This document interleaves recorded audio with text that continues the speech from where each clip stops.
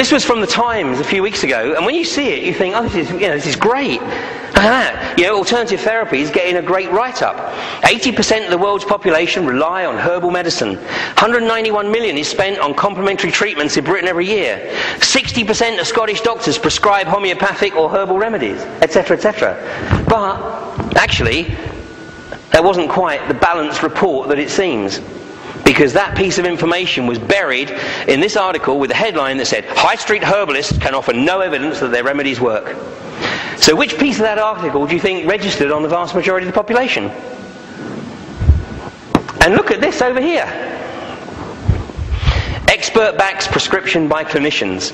This is the biggest threat to the vast majority of complementary health practitioners. Because part of the quest of the pharmaceutical companies is literally to shut out all non-medically qualified practitioners. So if you've qualified as a doctor first and then gone on to alternative therapies, then at least for the time being, with the current plans of Codex, you would still be able to prescribe medicines. And now this is the case in Germany right now. Homeopathic medicines are available, but only when prescribed by a clinician.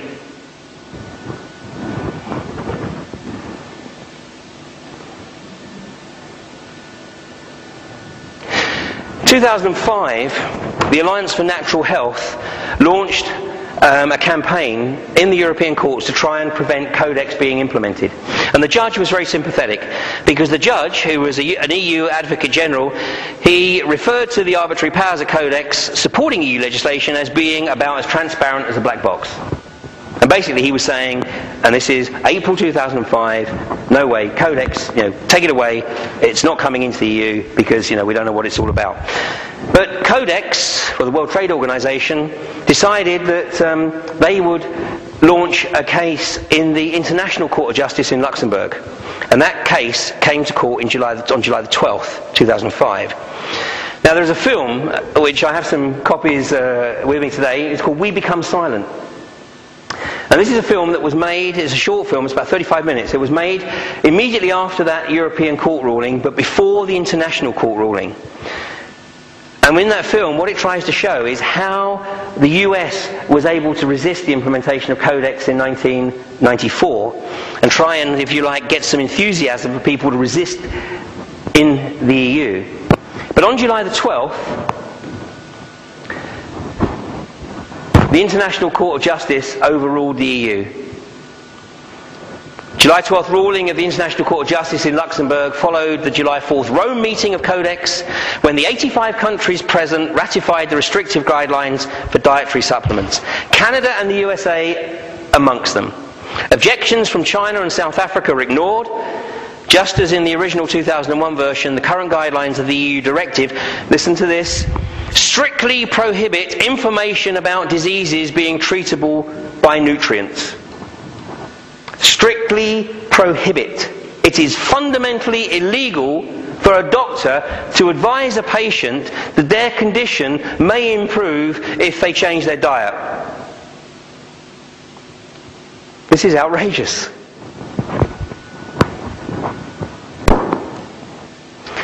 This is the players. This is Dr. Rolf Klaus. Big Klaus. He's the chairman of the Natalie named Codex Committee on Nutrition and Foods for Special Dietary Uses. Rolls off the tongue, doesn't it? And this is the team that's fighting them. It's the international non-government organisation under the guise of the National Health Federation. And these are the three players, key players. Scott Tipps, who's the president of the NHF, and if you go to the website of the NHF, it's thenhf.com, you can find this book. It's called Codex Alimentarius, Global Food Imperialism. It's hot off the press. It's it's compiled by Scott Tipps, and basically it's a summary of articles by people who have first-hand experience of dealing with the Codex Alimentarius Commission. And you can tell by the title, Global Food Imperialism, that Scott does not pull any punches. The other people on his team The key players: Paul Anthony Taylor, who lives in the northeast of this country. He's the chairman of the National Health Federation. And Dr. Robert Verkerk. Now this guy is extremely important, Dr. Robert Verkerk, because he realised what was occurring back in 2002. He was a professor at Imperial College in London, and he decided to leave academia and take up the fight against Codex Alimentarius. So he is the scientific advisor. He's the chief executive of the Alliance for Natural Health, and he's a scientific advisor to the National Health Federation. So these are the three guys, the only three guys, basically, between our alternative community here and Codex Alimentarius. The National Health Federation is funded effectively from within the US. Paul Anthony Taylor is also the External Relations Director with the Dr. Rath Foundation, so he's financed by the Dr. Rath Foundation. But Dr. Robert Verkerk is basically self-funded. He's totally reliant on donations. And when I first contacted him and told him that I was planning on doing a couple of talks on Codex Alimentarius, he said, "Where are you calling me from, Ian?" So I said, "Well, South Devon." He said, "So you're in the UK?" And I said, Yeah. He said, "And you're going to do some talks on Codex?" I said, "Yeah." He said, "Good luck. Good luck." Then he went on to tell me, he said, "When I do talks on Codex in New Zealand or Australia or in the US, I can fill a small stadium." He said, "When I do talks in the UK, I'm lucky if I get half a dozen people show up." Well, when we gave this talk in Totnes a few weeks ago, I think we had like 30 people. And I don't know what we got tonight, maybe 60 or 70 or whatever. But even despite the efforts that we've made in publicising, and we haven't pulled the punches this time, we've been pretty much direct in what Codex Alimentarius is all about, and yet we still get people saying, "Oh, that's not going to happen."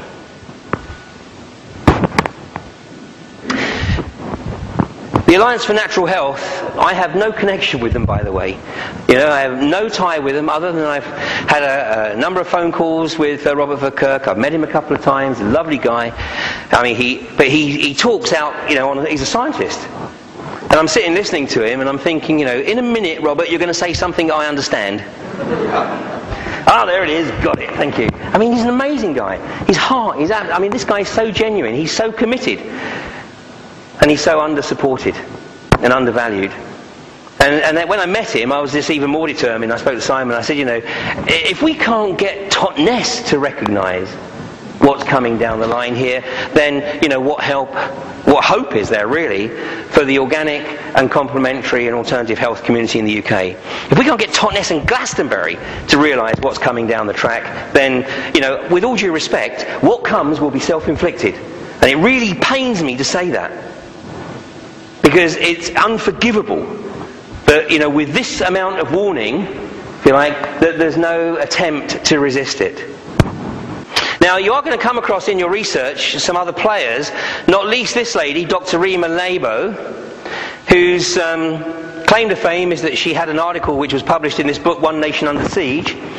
But she has an interesting partner, this guy here, called Major General Albert Stubblebine.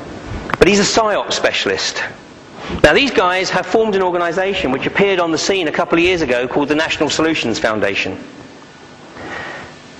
Now I'm making this statement, it's being recorded, but these guys are an unknown quantity. They have just made a bloody nuisance of themselves at the Codex meeting in Germany last week. And it looks as though these guys are in some way, shape or form the face of controlled opposition. And they are trying to undermine the work of Dr. Robert Verkerk, Paul Anthony Taylor and Scott Tipps. And if that's not the case, then their behaviour needs to demonstrate which side they're batting for sooner rather than later.